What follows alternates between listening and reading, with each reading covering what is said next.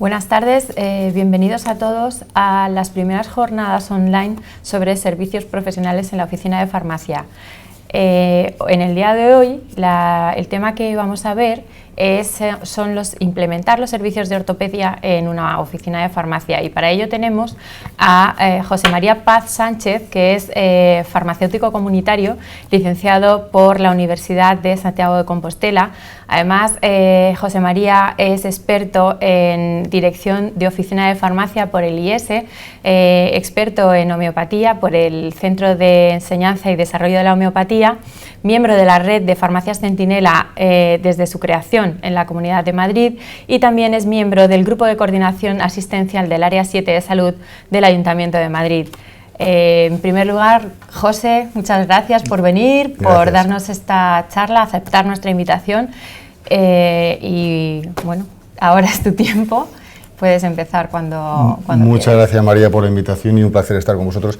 Voy a intentar ir lo más despacito posible. Si en algún momento me paso de rapidez o creéis que me tenéis que interrumpir, me lo podéis decir tranquilamente. Es defecto profesional. En la farmacia los periodistas deportivos dirían que minuto resultado, y esa es la desventaja que tenemos. Tenemos que solucionar las cosas de manera eficaz y rápida. Es un defecto profesional. El tema, lo que es la presentación, la he dividido en 4 partes. Primero, una introducción de lo que es la diabetes y lo que es las complicaciones que tiene concretamente el pie diabético. Otra parte sería las recomendaciones del farmacéutico que podemos hacer a partir, otra vez, mediante la oficina de farmacia, en el tema concreto del pie diabético. Los cuidados que tiene esta patología, cuidados básicos y algún tratamiento que, aunque no se implementen directamente a través de farmacéuticos, sí que es importante conocer, saber, que nos suenen los términos. Y un breve resumen, un breve término de lo que hemos explicado a lo largo de la presentación. La diabetes es una enfermedad crónica. ¿Qué es una enfermedad crónica? Una enfermedad crónica, si recordamos, los que hayamos estudiado temas sanitarios, es una enfermedad de larga duración y generalmente de progresión lenta. Suelen estar asociadas a factores genéticos, factores de tipo medioambiental, factores de estilos de vida, y normalmente suelen ser no curables, por desgracia, salvo raras excepciones. La diabetes, como decíamos, es una enfermedad crónica que cursa con una elevación anormal de los niveles de glucosa. Los niveles de glucosa lo que denominamos glucemia. Este aumento de la glucemia se debe a una ausencia o mal funcionamiento de la insulina. Si recordamos, la insulina es una hormona reguladora que se produce en el páncreas. Pues la ausencia o el mal funcionamiento de la insulina conlleva inevitablemente una serie de alteraciones en tejidos y órganos. Previamente a lo que es el desarrollo del tema, sí que deberíamos saber algo de la diabetes.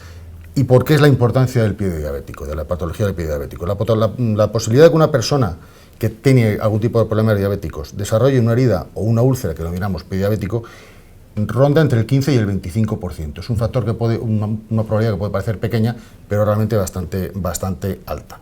Hay una serie de factores que multiplican por 4 esta posibilidad, como es la obesidad, como es el tabaquismo o como es la hipertensión.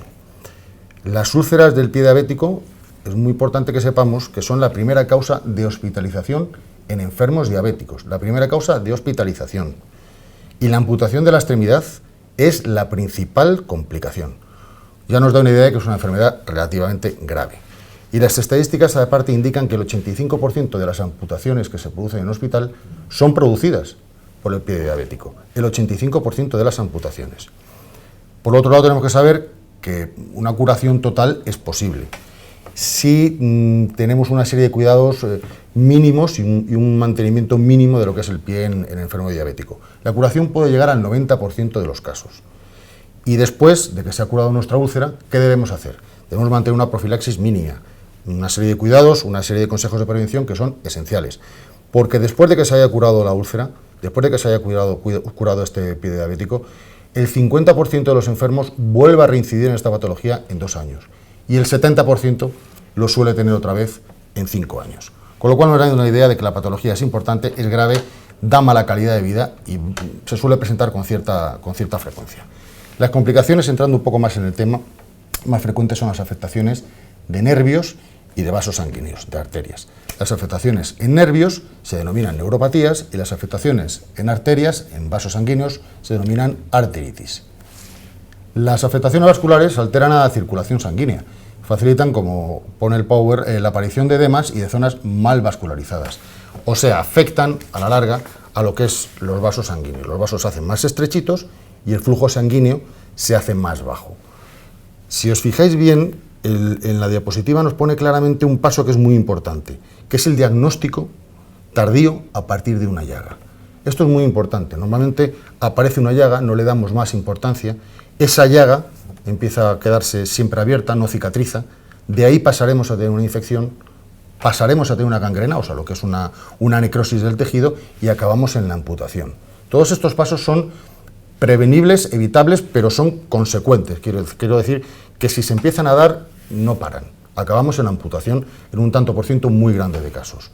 Cuando la afectación de la diabetes es en nervios, se produce la neuropatía diabética, que provoca la pérdida de sensibilidad, la atrofia muscular y la ausencia de dolor. En este caso es la ausencia de dolor. La podemos dividir en dos maneras de presentarse. Lo que es la neuropatía diabética sensitiva, y lo que disminuye es la sensibilidad.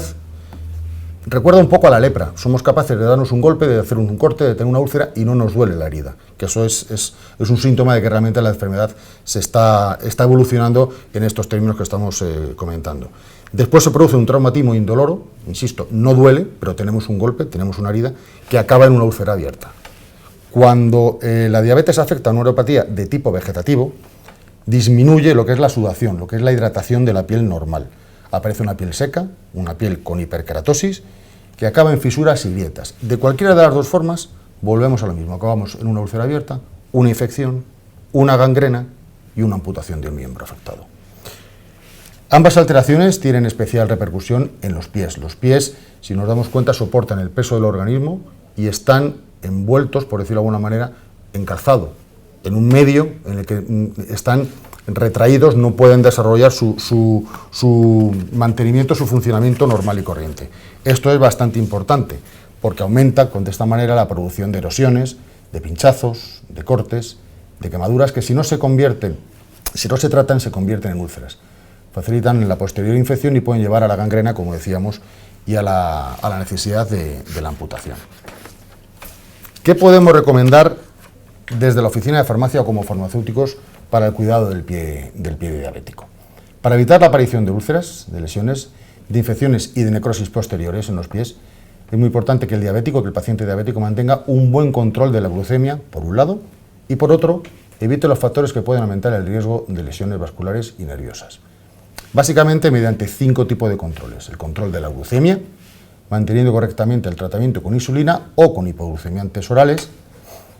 También podemos controlar la glucemia mediante dieta alimenticia, facilita la estabilidad de los niveles de glucemia en sangre, evita la obesidad, que como hemos comentado, muy importante porque sobre el pie recae todo el peso del organismo, y garantiza un adecuado aporte de proteínas, vitaminas y minerales al organismo.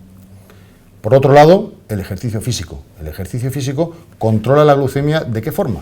Facilitando el peso adecuado, como hemos dicho antes, el metabolismo de la glucosa directamente, quemamos glucosa, y la correcta circulación de la sangre en los pies. Venimos a hacer lo que se suele denominar gimnasia vascular. Es tan sencillo como eso. Al fin y al cabo, los vasos sanguíneos tienen una pared muscular que la recubre. Esta pared muscular, tenerla sana, tenerla elástica y con buen funcionamiento es fundamental y es básico. También debemos llevar un buen control de la tensión arterial y de los niveles de lípido en sangre, porque los vasos sanguíneos no dejan de ser tuberías por donde pasa el flujo sanguíneo. Estas tuberías, si las tenemos obstruidas por lípidos o las tenemos debilitadas en sus paredes o con un flujo muy grande, una tensión arterial muy grande, pueden romper, pueden tener un problema vascular serio. Y por último, ni fumar ni consumir alcohol. Algo obvio, pero que afecta directamente a los vasos sanguíneos, tanto el tabaco como el alcohol.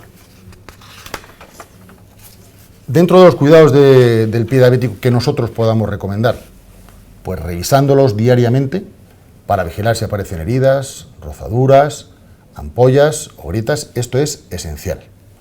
Se aconseja hacer una revisión diaria con buena iluminación, si es posible natural, inspeccionando bien todas las zonas de la planta y de los espacios interdigitales. Si no somos capaces de acceder a ciertas zonas porque tenemos movilidad impedida, podemos realizarlo a través de un espejo. Si os fijáis en la parte inferior izquierda, donde pone inspección, se muestran dos zonas muy importantes, donde si no tenemos sensibilidad pueden aparecer úlceras, que es el empeine y la planta del pie. Por otro lado, también nos muestra, bueno, un breve esquema, un sencillo esquema de cómo se puede cortar las uñas, ni rectas ni toda curva, un poco en curvita al final, pero de forma más o menos recta, no antiguamente que se cortaban en forma totalmente curva. Y por otro lado, lo que es, aparece una ligera decoloración de pie. Ya se ve que en la punta de los dedos se está produciendo un tipo de gangrena. Hay poca vascularización, poca presencia de sangre y de una forma u otra está indicando que la enfermedad se está desarrollando.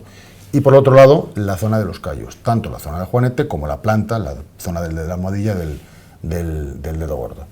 Insisto que la revisión debe ser diaria y en el momento en que encontremos cualquier problema, acudir al médico, al especialista, al podólogo. En el momento que aparezcan lesiones, cambio de color, cualquier tipo de sospecha, dolor, inflamación en los pies, acudir siempre al especialista. La correcta higiene de los pies, como decíamos, para evitar aparición de rozaduras, heridas, quemaduras, lesiones, implica una serie de cuidados. Primero, lavarse los pies diariamente con agua tibia y con jabón neutro, agua templada y jabón neutro. Después secar bien los pies, sin frotar, sin hacer daño a lo que es la superficie del pie.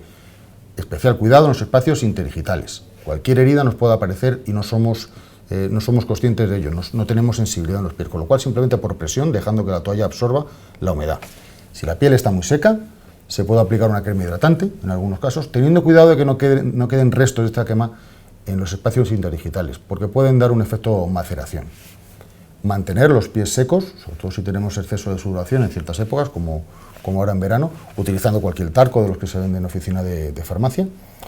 Las uñas de los pies, como hemos comentado, deben cortarse y deben evitar que se encarnen. No deben llegar al borde, deben tener una forma ligeramente redondeada, pero más o menos cuadrada. Esto es muy importante. No deben erosionar los dedos.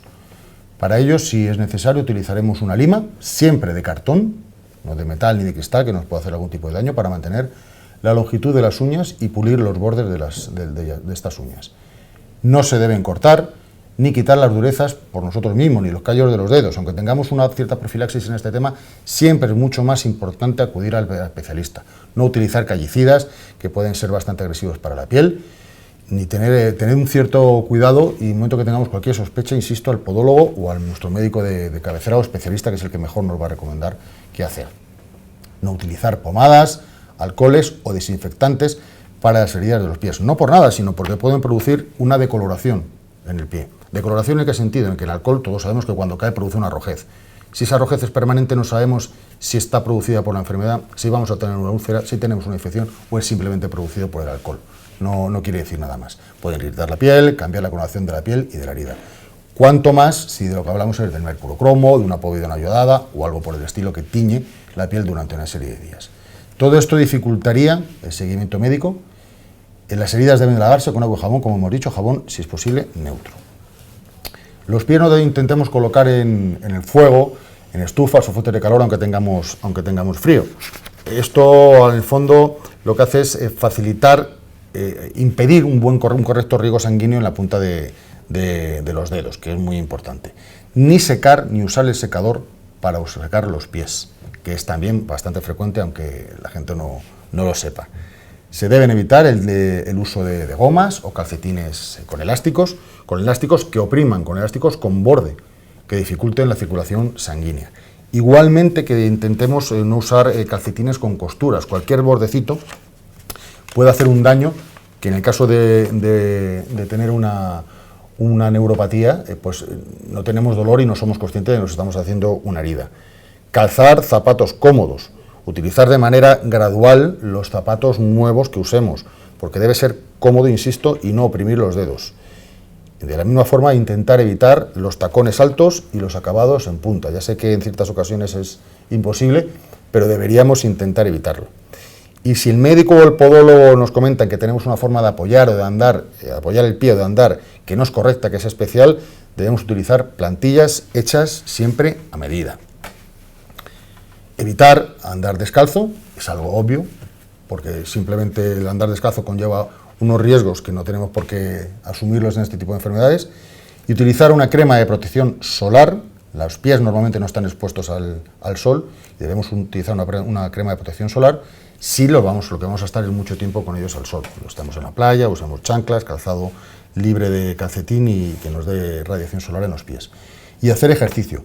Al hacer ejercicio, los especialistas recomiendan una media de media hora de andar.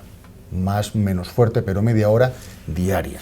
Sería el tiempo que más o menos deberíamos emplear diariamente para tener una buena circulación en los pies, hacer una gimnasia vascular, como he comentado antes, y que no tuviéramos ningún tipo de problemas. Pasamos a los tratamientos. Los tratamientos en la oficina de farmacia debemos conocerlos, aunque no los implementemos directamente, pero debemos conocerlos. Suelen ser siempre a nivel local. Y existe una serie de productos, generalmente apósitos, que pueden aplicarse directamente sobre la úlcera para cubrir y proteger la herida, y de esa manera favorecer su cicatrización. En cada caso, el especialista propondrá un tratamiento que puede ser multidisciplinar o simplemente, como vamos a comentar, alguno de los que tenemos en la presentación. Apósitos de espuma, de poliuretano, que cubren y protegen la herida de agresiones externas. Además, crean un ambiente apropiado para la curación de úlcera, pues controlan lo que es la temperatura y el exudado, lo que es la supuración de la herida. Existen apósitos antimicrobianos que incorporan algún tipo de sal de plata o cadexómeros yodados para prevenir y controlar las infecciones. No dejan de ser bactericidas o bacteriostáticos para controlar la aparición, insisto, de estas infecciones. Aparte, el médico puede creer conveniente tomar algún tipo de antibiótico a nivel sistémico, a nivel oral. Un poco como tratamiento combinado, ¿no? Hay tratamientos bastante novedosos, como es el de presión negativa. Si la herida es grande o profunda, se puede aplicar este sistema, que es bastante novedoso, de presión negativa, para acelerar la cicatrización. Siempre y mejor en neuropatías, porque la presión negativa es bastante ineficaz cuando lo que produce la diabetes es una arteritis, es una afectación vascular. Productos basados en colágeno han demostrado aumentar la velocidad y la probabilidad de cicatrización en heridas de pie diabético, porque controlan los mecanismos de respuesta inflamatoria que generamos nosotros mismos, nuestro propio organismo, y que pueden retrasar la cicatrización. Las proteasas inflamatorias. Una herida con elevada actividad de proteasas inflamatorias normalmente tiene muchas probabilidades de no cicatrizar bien y no cicatrizar sin el tratamiento adecuado. Actualmente, además, se ha desarrollado un test diagnóstico bastante rápido, bastante eficaz, que detecta el exceso de estas proteasas inflamatorias en pocos minutos a partir de una muestra de exudado de la misma herida. Y una serie de terapias avanzadas que, aunque insisto, no las implementemos directamente, sí que debemos conocerlas, porque el paciente nos va a requerir muchas veces información al respecto, por complicaciones o por desconfianza, o porque quiera tener algún tipo de información adicional. Métodos como las terapias de oxígeno hiperbárico, los sustitutos cutáneos, o sea, directamente implantes de piel nueva, o factores de crecimiento, que pueden resultar de ayuda a la cicatrización una vez que la enfermedad vascular o la infección han sido descartadas. Esto es muy importante. Una vez que la enfermedad vascular, o sea, que hay una buena vascularización del tejido y la infección ha sido descartada o tratada correctamente.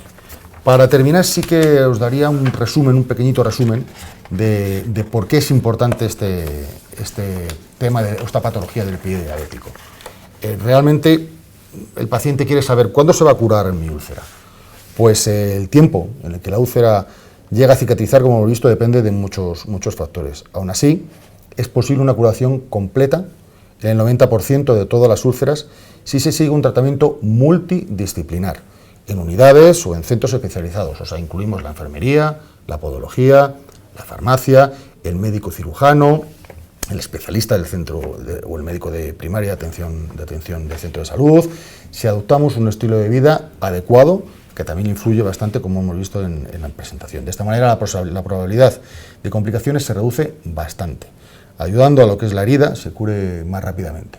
Bueno, ya tenemos la herida o curada, o al menos en trámites o en proceso de curación.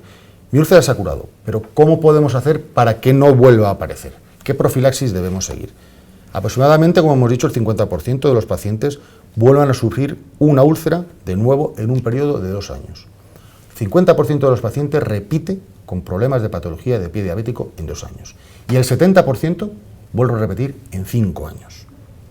Sin embargo, este porcentaje se puede reducir con un programa de prevención basado en un estilo de vida correcto, una alimentación sana, como hemos visto, ejercicio físico, controlar el sobrepeso, la utilización de calzado apropiado, de los calcetines sin costuras, el alivio correcto de la presión en las zonas de riesgo, mediante el uso de plantillas o incluso el uso de férulas que descarguen la presión directa.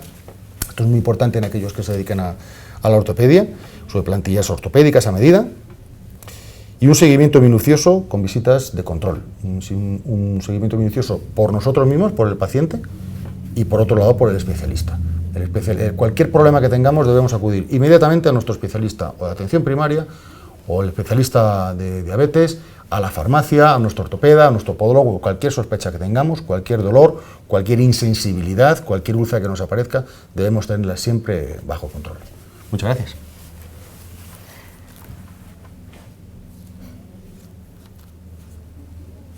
Pues muchas gracias a ti, José, porque ha sido muy interesante. La verdad es que los datos que nos has dado nos hacen reflexionar sobre si ya conocíamos que nuestro sector, los farmacéuticos, somos muy importantes dentro del sistema sanitario español, pues con estos datos refuerza mucho más nuestra posición dentro de este sistema sanitario, porque somos un poco el primer cortafuego que tienen los pacientes cuando tienen algún problema y quieren una solución, como has dicho tú al principio, rápida y eficaz, ¿no?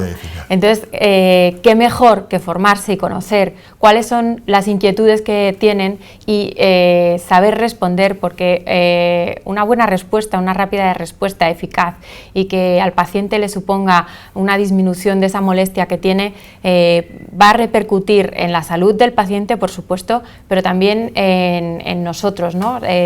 Todo lo que estamos sufriendo desde hace unos años en las farmacias con todos los reales decretos que están poniéndose en marcha para modificar esos precios y a costa un poco de lo que es el beneficio de la farmacia y de ese negocio, bueno, pues tiene que repercutir también en que nosotros sepamos cómo abordar y cómo enfocar esa patología y darle una buena respuesta a nuestro paciente, que será el mejor embajador que podamos tener si le solucionamos su papeleta.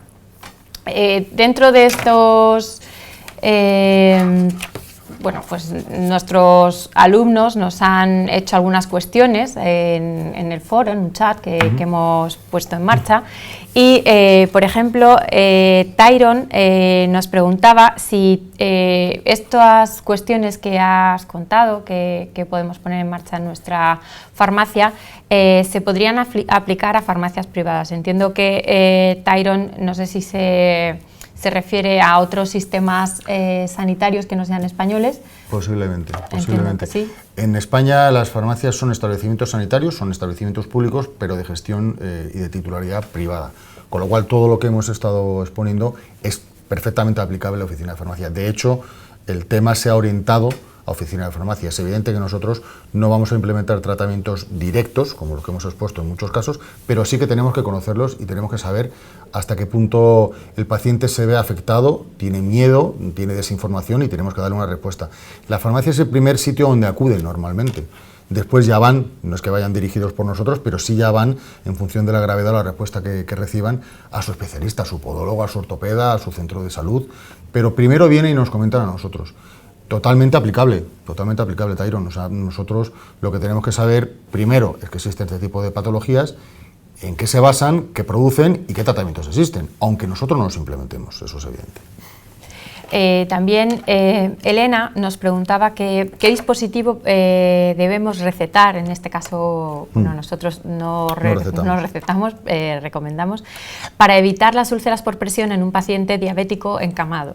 Es importante, es peliaguda y es importante, porque los pacientes encamados normalmente sufren lo que son úlceras de cúbito, o sea, por estar tumbados y estar siempre ejerciendo presión en la misma zona del cuerpo. Esto genera poca vascularización, hipoxia y necrosis. Necrosis en el sentido de que hay úlceras, va degenerando, el tejido se va desapareciendo, y lo que tenemos que intentar es primero que esta presión exista, o sea, mover al paciente cada cierto tiempo, y una vez que ya ha salido la herida o va camino de, es evidente que va a salir, pues cualquiera de los apósitos o parches que hemos comentado, porque existen en el mercado, son relativamente sencillos de encontrar. Entenderé que no podemos decir nombres comerciales, pero vamos, que en cualquier farmacia os podrían indicar fácilmente cualquiera de ellos.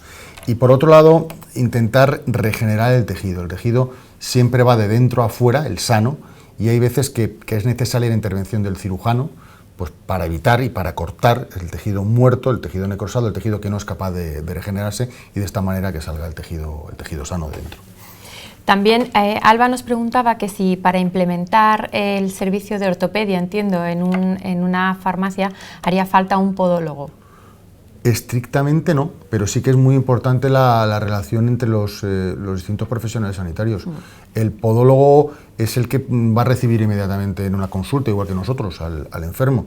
Se lo van a comentar exactamente igual que nos lo comentan a nosotros. Entonces, que exista una comunión entre los profesionales sanitarios es básico. O sea, el mensaje que tenemos que dar es el mismo, en cuanto a gravedad o en cuanto a solución, en cuanto a importancia o en cuanto a aviso de lo que está pasando en la herida del paciente, o remitirle realmente a alguien mucho más experto, que ya es el médico de cabecera o el especialista o el cirujano en este caso. Pero vamos, la relación, en mi opinión, tiene que ser básica entre los profesionales. Y al final, un poco a lo que abogamos siempre es a la comunicación entre los diferentes interlocutores sanitarios, ¿no? Porque es mucho mejor si, bueno, José puede contar mucho mejor la experiencia con las farmacias Centinela, que no porque tocaban en este caso, pero sí que son pacientes de tratamientos de larga duración, que tenían que estar en supervisión, y esos equipos eran multidisciplinares. Todo va a mejorar la calidad de vida del paciente. El farmacéutico tiene que conocer la medicación que está tomando, el médico de cabecera tiene que conocer cuáles han sido si ha sufrido alguna reacción adversa debido al medicamento que está tomando. El enfermero tiene que conocer si ha ido a por alguna tirita, porque en este caso pues es importante que el enfermero sepa también cuáles han sido los cuidados que ha recibido ese enfermo, si ha tenido alguna herida, por ejemplo, ¿no? Porque eso nos da muchas pistas sobre... Y podemos abordar mucho antes todo esto que hemos estado hablando con un equipo interdisciplinar, y no quedarnos nosotros con el paciente como... Cuanta más información tesoro exclusivo primero reciba el paciente y el paciente sea capaz de comunicar a los especialistas, mucho mejor, eso es evidente. También en este caso, bueno, los cuidados, Ana María nos preguntaba cuáles son los cuidados que deben tener, José lo ha explicado fantástico. María Dolores nos preguntaba los consejos para el tratamiento de los hongos en las uñas del pie de diabético. No varían mucho de lo que son hongos en cualquier persona sana. Sí que es cierto que hay que extremar los cuidados, porque el tratamiento, aunque es el mismo, debería ser muy parecido. Sí que hemos insistido en que cualquier tinción de la zona, cualquier cambio de color, debe ser fácilmente revisable, tenemos que estar atentos a ello. Claro, si estamos tiñendo la uña, si estamos tiñendo la punta de los dedos con algún tipo de producto, el que sea, el que correspondiera, pues podemos estar enmascarando una ulceración, una gangrena o algo por el estilo. Cualquier producto que demos va a ser siempre más agresivo, entre comillas, en un pie diabético, en un enfermo diabético, que en un enfermo sano, aunque lo de enfermo sano suene mal. Los hongos, además, en las uñas, recordemos que los tratamientos suelen ser bastante largos, eficaces, pero muy largos, 2, 3 meses, de mes y medio no he visto que baje ninguno. Con lo cual, en el momento que tengamos hongos o sospecha de hongos, o sea, estas escamas que nos salen en las uñas, se nos empiezan a caer, son frágiles, quedan blanquecinas, cualquier sospecha que tengamos, consultamos con un farmacéutico, con un podólogo, y directos al centro de salud y a comentarlo, sobre todo si somos diabéticos y vamos a tener una zona mucho más sensible como nuestro pie, claro, evidentemente. También nos comentaba Carmen que cómo se puede diferenciar el pie diabético de un hongo o de un golpe. Hombre, el hongo ya os he dicho que primero en la planta del pie, lo que es un pie de atleta, escama la piel, reseca, que puede confundirse un poco con lo que es la neuropatía, con la falta de sudación que habíamos comentado, la neuropatía diabética. Bueno, eso lo vamos a ver enseguida, porque la neuropatía diabética nos hace insensible al dolor. Nos podemos pinchar, podemos tener un golpe y no nos hemos enterado. Si tenemos sensibilidad es que no son una neuropatía, diabética. En el caso de un golpe igual, nos va a salir un moratón, va a salir una zona afectada por ese golpe, que si está dolorida, quiere decir que el nervio no está afectado, con lo cual intuimos que la diabetes no ha afectado en ese sentido, pero que si no nos duele, sí, debería ponernos en alerta. Porque un moratón, una herida que no nos molesta, implica un golpe, implica a la larga una ulceración tarde o temprano. Entonces, eso sí que deberíamos comentarlo. Parece, iba a decir, parece una tontería, no es una tontería, pero parecen que son detalles muy nimios, pero son detalles muy importantes. En mi caso concreto, hemos tenido una paciente que murió por un pie de atleta, por complicaciones, por una septicemia, una persona con un sobrepeso bastante grande, joven, relativamente joven, 60 y pocos años, y llegó un momento en que no fue capaz de controlar este tipo de patología y le afectó una septicemia, una gangrena, y murió completamente. Y amputaciones hemos tenido algún que otro caso. No nos vamos enterando, nos vamos dando golpes, no tenemos sensibilidad y al final el propio miembro tiene que ser amputado. Es importante.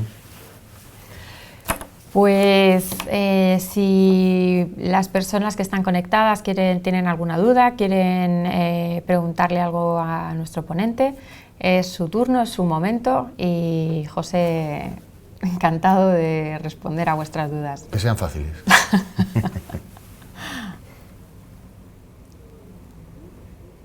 Yo en este caso hablábamos de... bueno, que por ejemplo, una vez que has implementado o que has estudiado un experto en ortopedia y ya eres director técnico de ortopedia, comentábamos que muchas veces al podíamos aplicar plantillas a medida para esas personas que tienen esa pisada para mejorar y que no se produzcan estas alteraciones. En el caso de un farmacéutico podría cursar ese tipo de formación con lo estipulado en el Real Decreto que se publicó para poder ejercer como director técnico de ortopedia. Es muy interesante porque combinamos además dos conceptos, dos establecimientos sanitarios y dos conocimientos sanitarios distintos pero que se complementan, que es el sanitario propiamente de la farmacología nuestra y de la ortopedia, de la articulación. De los pies nunca nos acordamos. Siempre decimos lo mismo, hasta que nos duelen y hasta que nos afectan. Pero claro, en el caso del pie diabético no es una afectación normal, entonces cuanto más conocimiento se tenga es muy importante, muy importante. Casi todos tendemos además a andar mal de alguna forma, con lo cual si alguien es capaz o tiene interés en profundizar en el tema de ortopedia, mejor que mejor, mis hojuelas, evidentemente. Pues yo creo que nos vamos a despedir, José. Bueno, reitero mi agradecimiento en que nos hayas acompañado hoy, que hayas estado con nosotros, que hayas hecho esta exposición tan fantástica y esperamos verte pronto por aquí otra vez contándonos más experiencias y vivencias, que son muchas las que a lo largo de tu carrera has tenido en tu farmacia. Muchas gracias. Muchísimas gracias a los que estáis detrás de la cámara, gracias por acompañarnos hoy y os esperamos en nuestra próxima jornada de servicios profesionales, que os avisaremos para que podáis asistir y bueno, disfrutéis igual que hemos disfrutado de la ponencia de hoy. Muchísimas gracias y hasta otra.